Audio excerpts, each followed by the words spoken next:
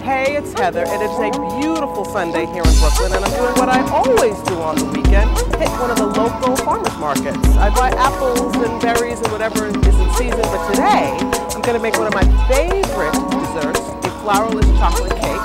So I am going to buy eggs. See you in the kitchen with my delicious cake going on.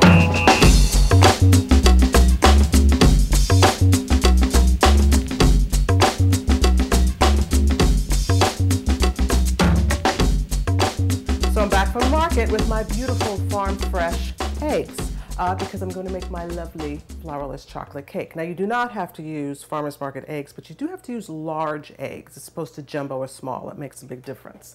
The first order of business, however, is to set our oven 350. And we have to get our chocolate going. So I'm going to take a stick and a half of just regular old butter. You know I like butter.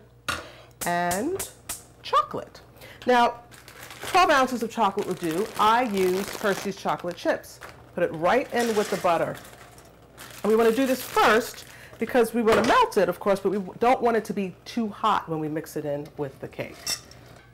And the next thing we need to do is get our pan ready. Now, for this kind of cake, it typically calls for a spring-form pan. Available everywhere, really inexpensive. Can you use a regular pan? Yeah, but this is better results. So you have to butter it. And we're also going to line it with parchment. You take a piece of parchment and you fold it to a nice sort of cone. All right, so you just measure it to the middle there and cut it. Does not have to be perfect, you just want it to line the bottom. And voila. Now, then you have to smooth it out, and we're going to butter this as well. All right, and now our cake pan is totally prepared. We're going to set that aside. All right, so now we're going to check on our chocolate. And as soon as it's all the way melted, we're going to turn it off, take it off the stove, and you can stir it a little extra because you want to bring that temperature down. We need to separate our eggs, which is a pretty simple task. I have 3 bowls. All right, very basic. You just take your egg, crack it.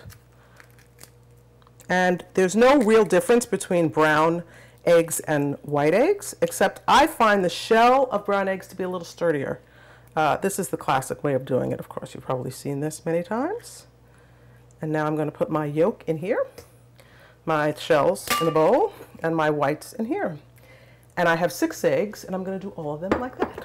So what we're going to do now is what we call blanchir the egg yolks, which is very simple. I have here, the whole recipe calls for a 3/4 cup of sugar divided, which is 6 tablespoons and 6 tablespoons. So I have 6 tablespoons of white sugar. And I'm going to just put it right in the bowl a little bit. I'm going to get this going.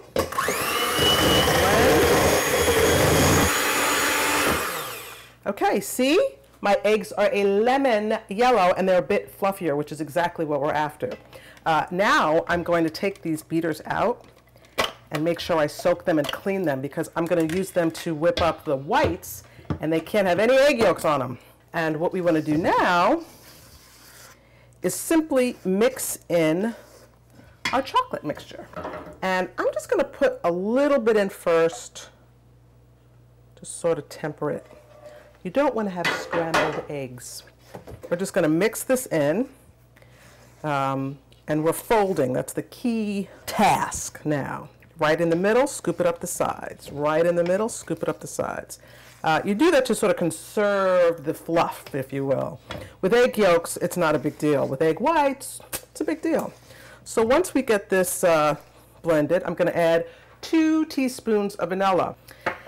And because I like my sweets to sort of have a little bottom to them, I like to add a pinch of salt. I have here a teaspoon, whole teaspoon, which I think is the perfect amount. Okay, I have my clean and dry beaters. Just going to put them in. And I'm going to start with my egg whites. Start them a little slow.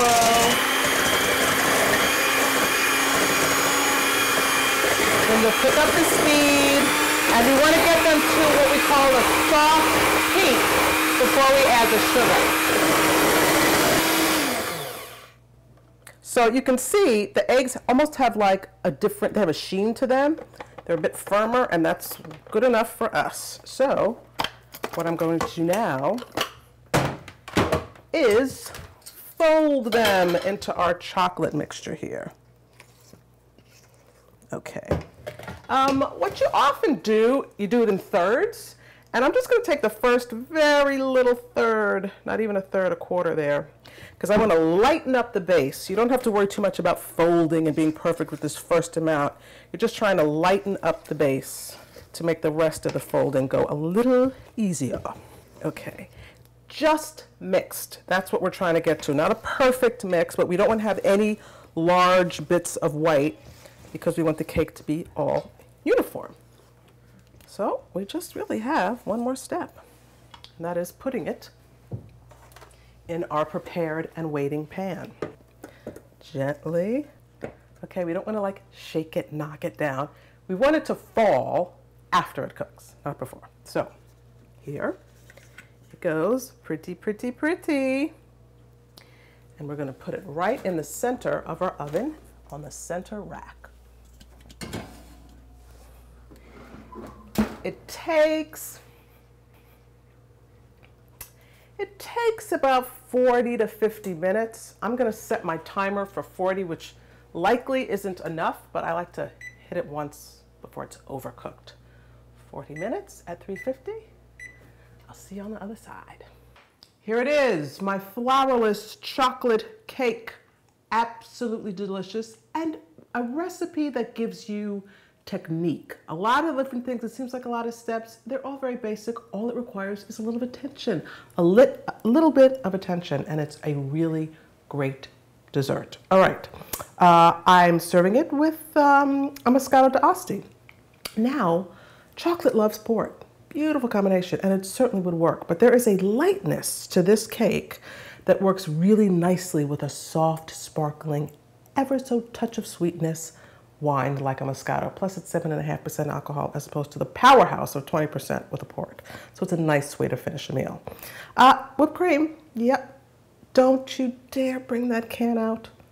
Whip it up, touch of sugar, that's all you need. It is fabulous. And I like to serve it with fruit because I like the contrast. A little tart berry, luscious banana, cherries work great. And I also like to have fruit because it gives me illusion that it's healthy. So what am I going to do now? My thing. Give it a little taste. A little whipped cream, a little chocolate, a little raspberry.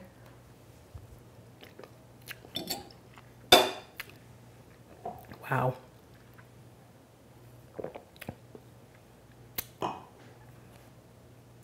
I highly recommend this. Quite delicious. So please, for your next holiday birthday bash, whip this up and impress your friends. For wines and recipes and much, much more, please see my website, sogood.tv. Thanks.